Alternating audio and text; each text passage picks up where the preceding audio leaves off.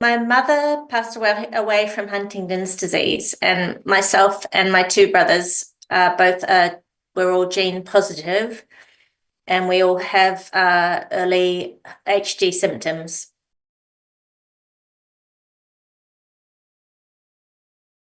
It's hard to remember actually, because it was a long time ago that we heard about it's Generation HD1, I think, which was a Roche trial for the drug Tomarinsin. But I think we heard about it in about April 2019. We heard it from the neurologist Richard Roxburgh in Auckland. There was a special meeting to tell us about what the trial would involve.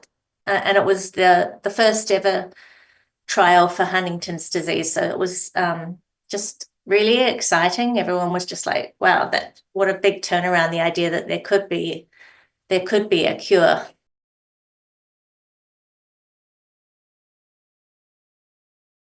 I think the most interesting thing about it was the idea of hope. So we got our hopes up to start with a little bit. And no matter, it was actually a really long trial. It was about, I think, was it supposed to be over 2 years? And so to start with, we were all not sure what to expect. And then myself and my brother Warwick we were on the trial together. And he started getting quite amazing results. He was able to kind of remember, instead of having to write things down, about what day it was and have all these ways of coping with not remembering stuff, like what's going to happen tomorrow at work, what meetings do I have? He was remembering all that. So that was pretty amazing and quite a big change.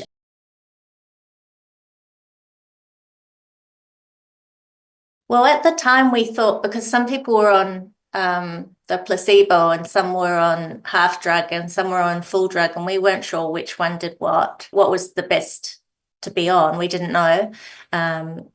So I just kind of thought I must be on placebo, maybe. But also there's so much, you start to lose your mind a little bit because you just, I think there really is a placebo effect. You start to kind of look at everything you're doing and you start kind of getting hyper vigilant and going, oh, am I getting better or am I getting worse? Yeah. There's that whole thing too as well, though, that obviously, I love my brothers and I obviously really I love them equally. When your sibling, when they're getting unwell, it's, obviously it breaks your heart. So it's really great when they might improve. It's kind of better that way, that it might be, that if they get better, and it doesn't really matter so much about yourself, because I think with Huntington's, you don't really have that much self-awareness sometimes about your own Huntington's symptoms, but what you can really see them in your siblings.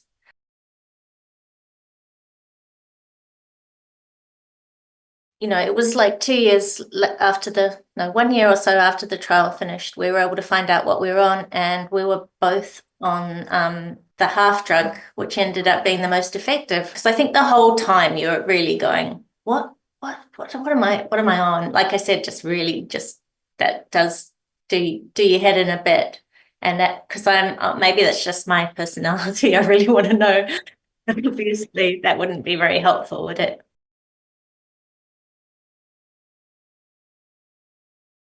So it was actually a really, really positive experience. I got really close to our neurologist because we saw him and he was all full of hope as well. And everyone was thinking, well, everyone was thinking maybe we don't have to go further on our Huntington's journey, which we're obviously terrified about.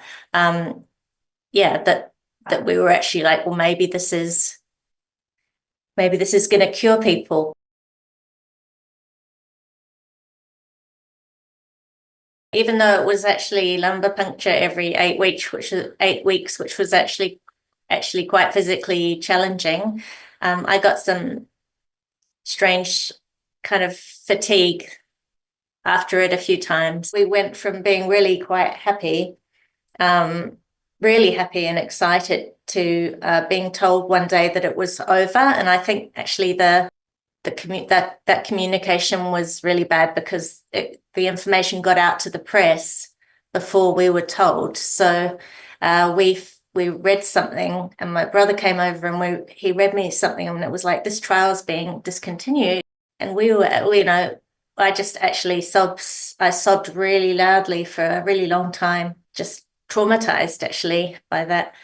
And it took me a long time to be able to kind of come around to talking about it, I think. And also, I got really angry because I thought I'd seen some real improvements in my brother, and yet they were saying this trial, people on the drug did worse than people on placebo. But our own experience was that actually we'd seen real improvements. So that was confusing. And it took me a while to understand that drug trials kind of need something like 80 or 90% improvement to be successful.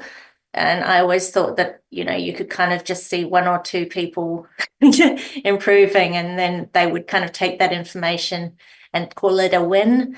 But in that drug trial, they were like, oh no, it's a failure. But I think a few years later, when they analyzed the data really thoroughly, they did find that there had been improvements in some people.